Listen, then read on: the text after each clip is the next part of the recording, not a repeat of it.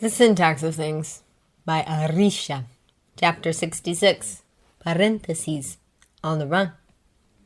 Severus heard the sound of steps fading away. Panic fluttered inside him, where his lungs used to be. He didn't want to have to punish anyone. Not like that. He should have asked the Dark Lord to let him do this alone, without the others.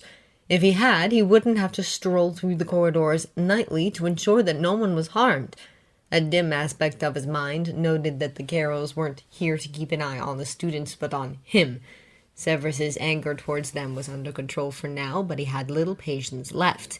He felt grateful and guilty at the same time for how much they despised him. "Amicus," he said casually, the cold disinterest of his voice enough to disrupt whatever meditation the man had fallen into. The balcony was a rather small one, but the view from up here was strangely calming. It reminded him of brooms and stitches, yet he couldn't tell why that would be a calming thought at all. "Severus!" Amicus turned, giving him a greeting nod.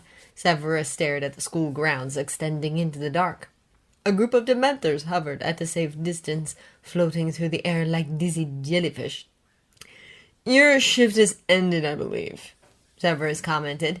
In a single day he had managed to derange the Dark Lord, hurt Trelawney, and have a Carroll defy him more than once.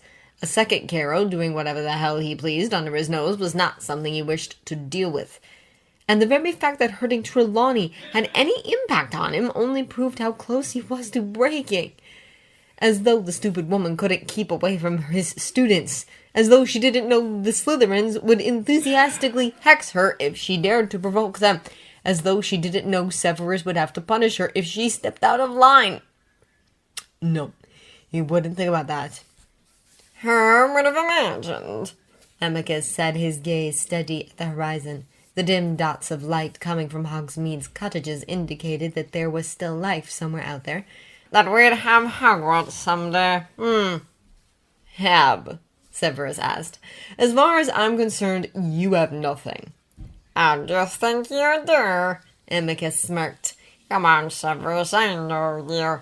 You want more than this. Whatever you ask, he'll give you. Not now, but after this." He gestured around. "After it's done, you'll get whatever you ask for, probably." It wasn't a compliment, it was a request. And you'd like to have the castle, then? Amicus clicked his tongue. "Why wouldn't I? This place is shit, needs a proper upgrade." We'll see. I mean, what's the purpose of keeping that forest as it is when we could expand the castle, right? Imagine a tower just there, and a gatehouse by the lake with a bridge going all the way north. Severus raised an eyebrow. You have quite a plan for something entirely hypothetical, I think. I'm capable of forecasting, Amicus said. Wishful thinking, Severus offered an indulgent smile. Unless you've already asked the Dark Lord. I wouldn't dream of it, Amicus snapped. Not now. Not ever, Severus thought. Even Carroll was clever enough to not ask from the Dark Lord more than he deserved. Well, Hogwarts will be in need of a new headmaster eventually. I may be moved soon. He lied. It was better to make himself seem beneficial to Amicus than having to deal with him as a competitor. I shall inform the Dark Lord of your wishes then. Amicus stared for a moment and then nodded. Good. You don't trust me, Severus said, as a matter of fact. You don't need to, he added to cut off any objections. I would most definitely advise you to trust no one. I have no intention to stay and rot in this damn place forever, and since you don't mind doing so, be my guest. I'm not doing you a favor. I'm using you to break free. It was a believable explanation, and all things considered. It would halt the dreams of sabotaging or killing Severus to take his place.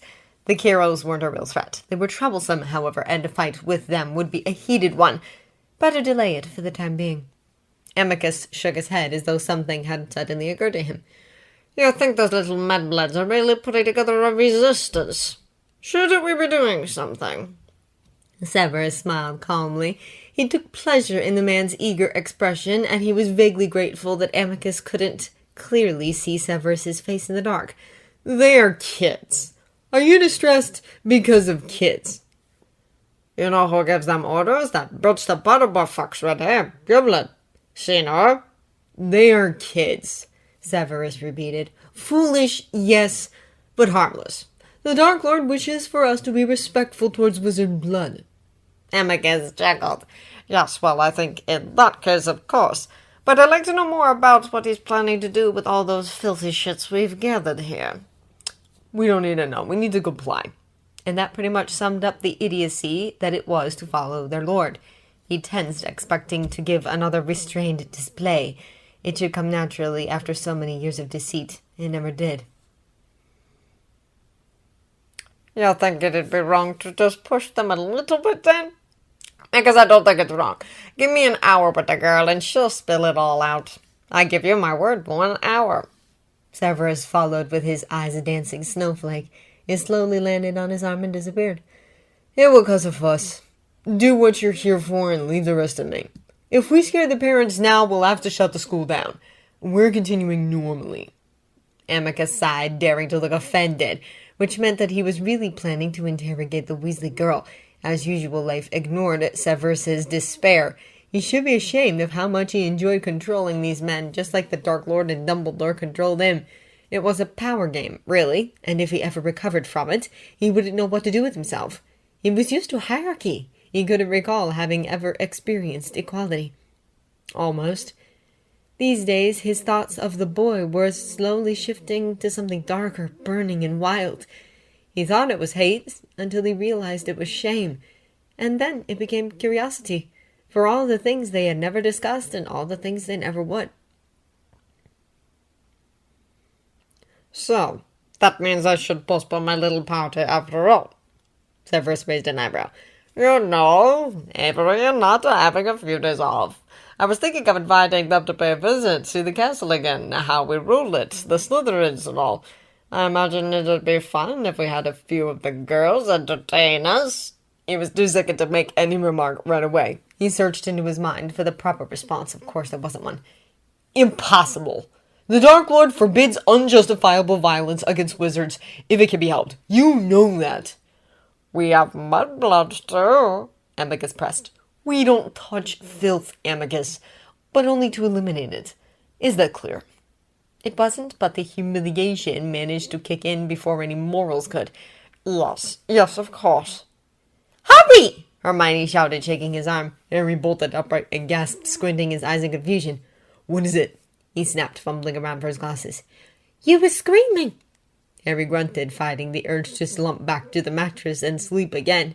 Feeling his damp shirt stuck on him, he turned around to put on his shoes and mentally willed Hermione away. Ron was sleeping soundly at the other bed of the small room. The rain was falling mercilessly outside the tent, the wind shaking the fabric maniacally. Cold weather was something they'd all experienced before, but never this intimately. "I'm sorry," he muttered. "What did you see?" She made a motion of sitting beside him, but Harry stood quickly. He pulled off his shirt to wear a dry one, looking away from her, and coughed roughly. Another febrifuge potion would do, or another blanket. "I don't remember," he lied. "It was probably nothing." "You think it's him doing this to you?" she whispered. "Don't say his name," she warned him. Harry sighed. "It's not him. Get some sleep. I'm going out." "Out?" Hermione furrowed her brows. "You're running a fever, Harry. What for?" "Fresh air." There was a long pause, filled with the sound of the rain hammering and thundering, during which Hermione looked dangerously skeptical. Then she nodded. "I'm coming with you." There was no point in arguing. Wearing their jackets, they carefully stepped out of the tent and into the mud. Harry gritted his teeth again, shivering. They hadn't walked but for a few minutes when Harry leaned against a tree and closed his eyes. "This is stupid," Hermione muttered. "You're going to get really sick. Let's go back." Harry shook his head. "You go." "Where are you even going?" she asked, and bitter laughter escaped Harry, hoarse and strange. "I don't know, Hermione. I don't have an idea. No clue. No—" He coughed again. "Clue." She knew what that meant, and the grim expression on her face was the one Harry feared seeing all along. "I trust Dumbledore," she said firmly. "You shouldn't lose your faith. None of us should." "It's not about Dumbledore. We could have done so much more by now if he'd told me everything, that's all." They weren't doing anything, not really. The war was going on, people were being murdered, and Harry and his friends were simply in hiding. What was their plan? What could they do? Nothing! Absolutely nothing! "He didn't have time, Harry," Hermione said.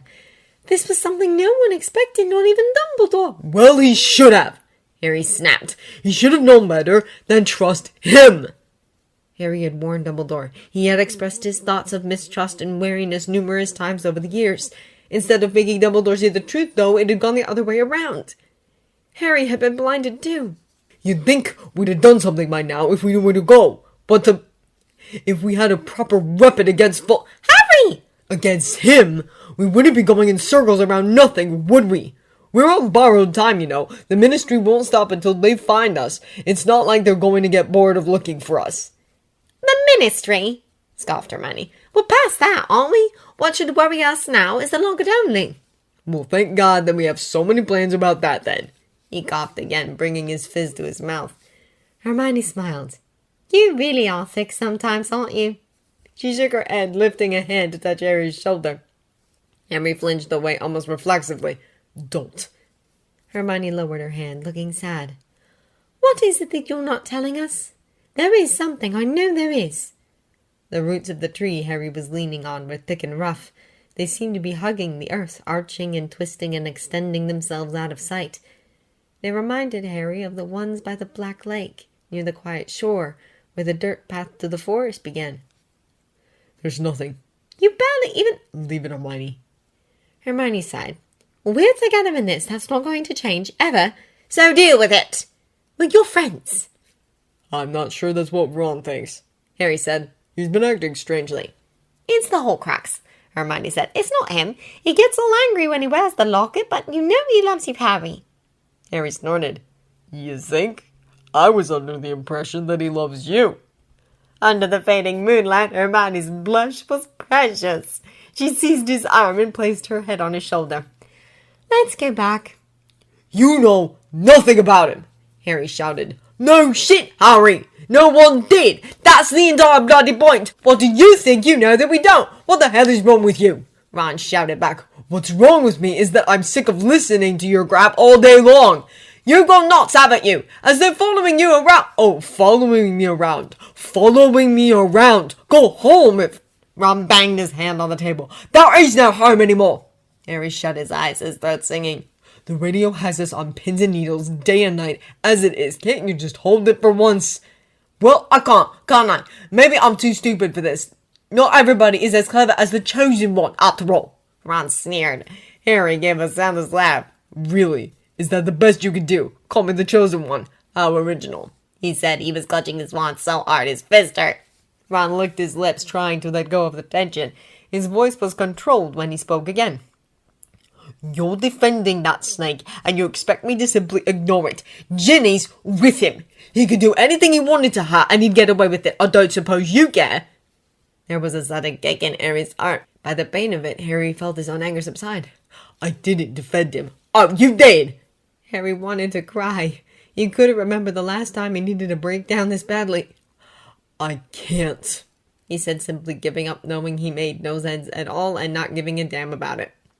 Ron didn't seem to notice his despair. Ginny's with him. Ginny is with the rest of the Gryffindors, Harry reminded him. No one can harm her. McGonagall is there. She'd kick Snape's arse if he went near a Gryffindor. He didn't believe half of what he was saying, but Ron needed to believe it. All Harry could do was hope that McGonagall would indeed be capable of protecting the students and herself. You mean just like Dumbledore did? Ron asked. Do you want to know what I think, Harry? I think Dumbledore was the one we shouldn't have trusted. I think if he was dense enough to have a Death Eater conspire under his nose this whole time, perhaps the rest of his plans were just as crap too. Perhaps he didn't even have a plan. Perhaps he'd reached a dead end and he just didn't have the balls to tell the Order that he failed. And that's why I don't trust you. For a moment, Harry just stared at him. Fine, don't trust me. No one's keeping you here, you know. Oh no, Ron said as a matter of fact, and then there was nothing more to say. When Hermione came back from her walk, there was a strange tranquility around them, for which Harry was grateful. She didn't seem to have realized that there had been a fight between them, but the tension was still tangible in the air. "I found a squirrel," she said, and it was the hushed tone of her voice that startled him more than the fact that she'd pulled the squirrel's tiny corpse out of her jacket. "Anyone hungry?"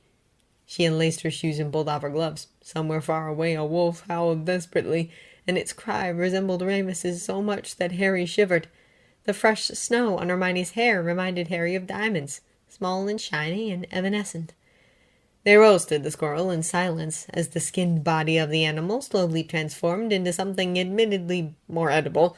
Harry didn't think of how Snape was probably getting off knowing that he'd used him. He didn't think of how he might have told the Death Eaters, or even Voldemort himself.